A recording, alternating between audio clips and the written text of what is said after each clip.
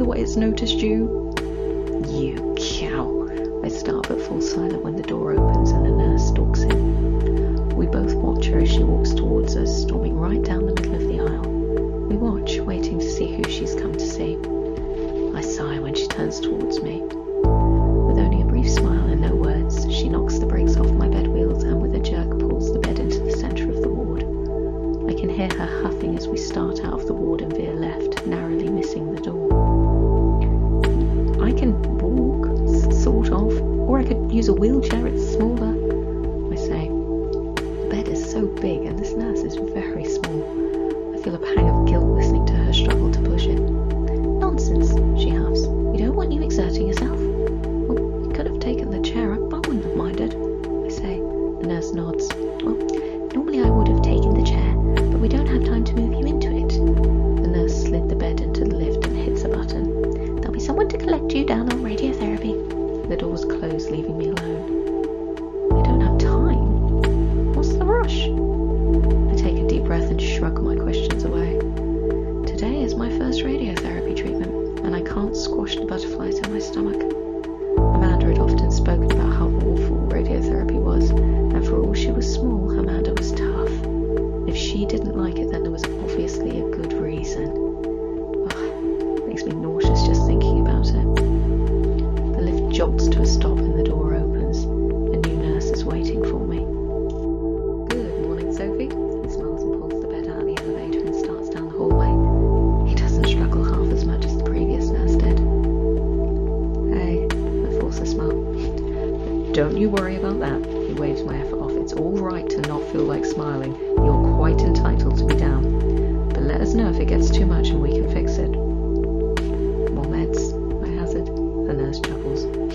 I suppose you're on enough already. Well, if they work, I don't mind taking them, I shrug.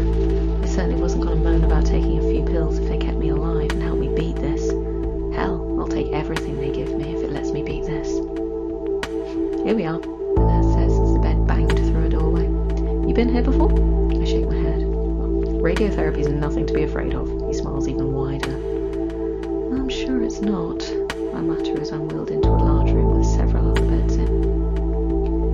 I'll go and lock you in, he says. Someone will come and get you soon. I nod and watch him leave. Hello, love. An older man waves to me after the nurse leaves. You look ready to bolt, sweetheart. He chuckles. I can't help but smile at him a little. After everything else that's going on right now, a new treatment shouldn't be worrying me as much as it is. I'm alright, I say. Ain't nothing wrong with being afraid, child, the man says. And if you're in here having this treatment, then you've got good reason to be scared. What? I say, feeling my body turn cold. Oh, sorry, love, the man says. That came out really wrong. What I meant was that what you're dealing with now, what we're all dealing with, he gestures to the rest of the room. It is a scary thing that most folks, good luck to them, won't have to deal with.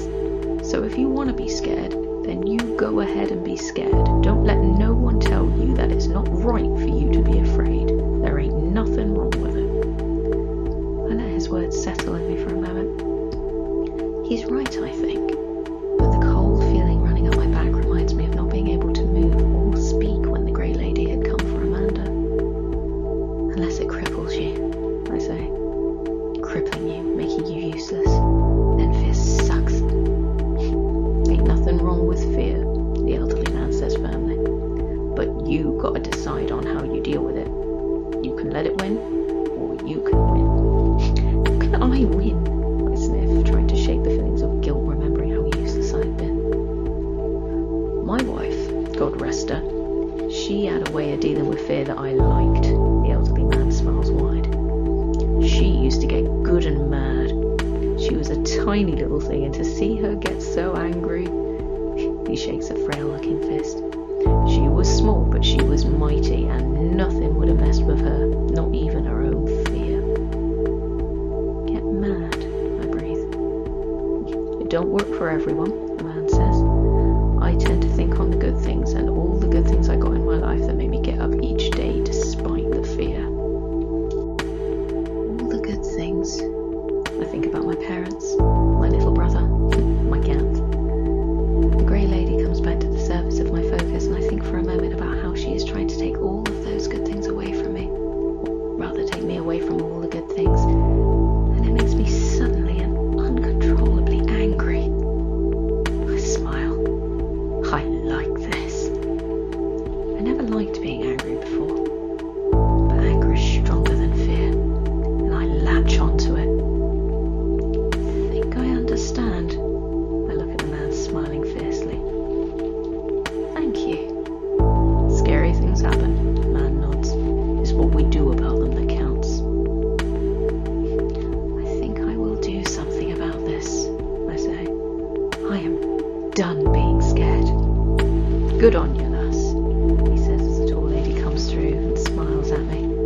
Sophie, I'm Dr. Weinstein, she introduces herself. Hi. I smile, still holding tight to my anger. Dr. Weinstein puts a clipboard on the bed and pulls the bed out. Well, we're a little short-staffed today, so I'm going to take you through myself, if you're all right with that.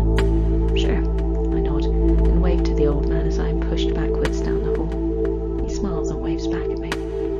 Remember what I said, little miss, he says. I nod and keep waving until the bed turns a corner and I lose sight of him. We don't go far before we're turning into a small theatre room. Okay, today we're going to give you your first radiotherapy treatment, Dr. Weinstein says.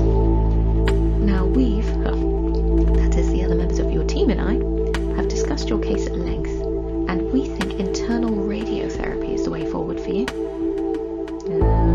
Okay, I say, the fears starting to bubble up again.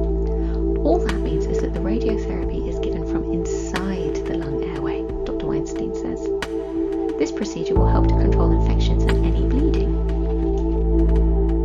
This procedure will make me bleed? Oh, no, I mean it's there to stop the bleeding caused by the tumour. So you should stop coughing up blood and your breathing should start coming easier. Oh, good. I swallow around the lump forming in my throat. Internal. That means they're going to put it inside me. Right then. First we'll give you a local anaesthetic. This will make you drowsy, and then we'll use this tube, Dr. Weinstein holds up a long, flexible-looking tube, to go down into your lungs and put the small radioactive material next to the tumour. I'll leave it there for a few minutes, and then we'll take it out. She notes the worried look that is no doubt on my face. Don't worry, you won't be radioactive for long, but if you do develop any superpowers, then you must only use them for good. I nod and try to smile. I lean back as the nurse gently pushes me. Another comes and I feel a pull on my cannula. My arm goes cold as the sedative runs up to my heart. I feel the drug move through me, my arms becoming heavy. My eyes soon follow and I let them close. I don't want to see the tube. My memories of what happened last time there was a tube flash in front of me. I feel the tube go down my throat. I gag for a moment, but the tube moves down, and I concentrate on breathing through my nose. After a few moments, I feel the tube stop moving. There we are. Now the catheter, Dr. Weinstein says. I concentrate on breathing in and out slowly as the catheter goes down. Again, I gag for a moment, but it passes, and I feel pride at not vomiting all over the doctor. Okay, now we just pop it in. I fancy I can feel the little piece of radioactive material going down the catheter and hitting my lung. Now we wait.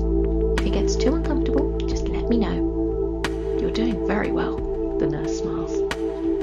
It didn't hurt, I decided. It doesn't feel nice, but it's not painful. The sedative keeps everything feeling muzzy, and I know as long as I concentrate on breathing slowly, I can last as long as I need to with this thing in. I would last until that damn tumour was all but obliterated. Just a few more minutes, Dr. Weinstein says. I take another slow breath, grateful for the fact that I can't hear raspy breathing or slow, dark steps. There we go, that's it.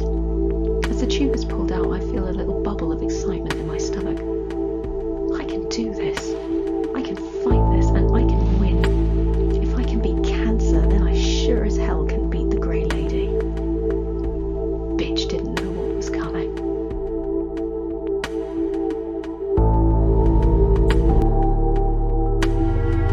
That night I wake to the sound of retching. I roll over and try to force my eyes open. They feel heavy, like someone's put weights on my eyelids, or like I'm fighting a drug-induced sleep. My chest aches, but it's been aching all day after radiotherapy, the pain steadily increasing.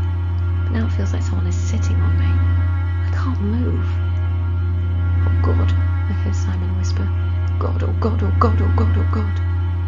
His words trail off into unintelligible whimpering, and it takes me a moment to realise why he is so afraid. I can hear the Grey Lady breathing.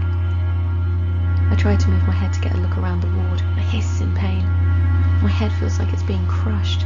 The pressure on the sides is intense. And I can feel crushing hands holding me, pinning my arms and legs, pushing down on my chest, cold and unmoving. This is not fear holding me down. This is something else. I try again to move my head and manage to move a fraction. I can see the window. Amanda's reflection lies still and unmoving. If she's awake, she hasn't managed to open her eyes. I open my mouth to call out, but nothing comes out. A cold, invisible hand clasps tight around my throat. I can feel my vocal cords working. I know I should be making a sound, yet I am silent. It's like talking with loud music on. You know you are doing what you need to make sound, but you can't hear anything. Amanda does not stir. I am not going to let this happen. I won't. I will fight. The grey lady forms above Amanda's reflection, and I try to cry out again. She's trying to get in again. The shadow above Amanda reaches out to touch her, and she finally stirs. I can see her move. Her movement's sharp. She's being held down as well. The grey lady twists and presses against Amanda, trying to wrench her jaws open. I can hear Amanda struggling, can hear her breathing as it gets harder and faster in the silence of the ward. "Fight, Amanda," I try to say. "Fight her!" The grey lady moves, covering Amanda's reflection completely. I can't see her anymore, but I can hear her fighting. I can hear her desperate gasps for air, and an almost silent whimper like she is screaming with someone's hand over her mouth. I open my mouth and scream, but no sound comes out other than a rush of air. I call Amanda's name silently and swear at the darkness. I scream for the nurses and thrash on the bed, but I can't move beyond a wiggle or make a sound beyond gasping breaths. I am powerless to stop what is happening. Even with all my will to fight, I am still useless. Amanda's struggles are coming slower now. They are gentling, her breathing growing quieter. I can't hear the muffled yells anymore. Now all I can hear is sobbing breaths, quiet and pathetic. The grey lady is still pinning her down, but is looking more and more frustrated. She isn't getting in. Amanda's keeping her out somehow, but it's getting harder for her to keep up the fight. The longer the grey lady holds on to her, the weaker Amanda is becoming. A light flickers on and drives away the darkness in the grey lady in a moment, and suddenly I can move. "Amanda!" I croak, my throat raw. I try to get up and stumble, my muscles like jelly after being so tense. "Sophie, get back in bed," the nurse says as she walks over. "Amanda!" I manage to get to Amanda's bed and grab her wrist. It's ice cold. "Amanda!" I shake her. "Sophie, leave her alone and go back to bed," the nurse snaps. "If I have to..." She stops when she sees Amanda, cold and unresponsive, and starts running.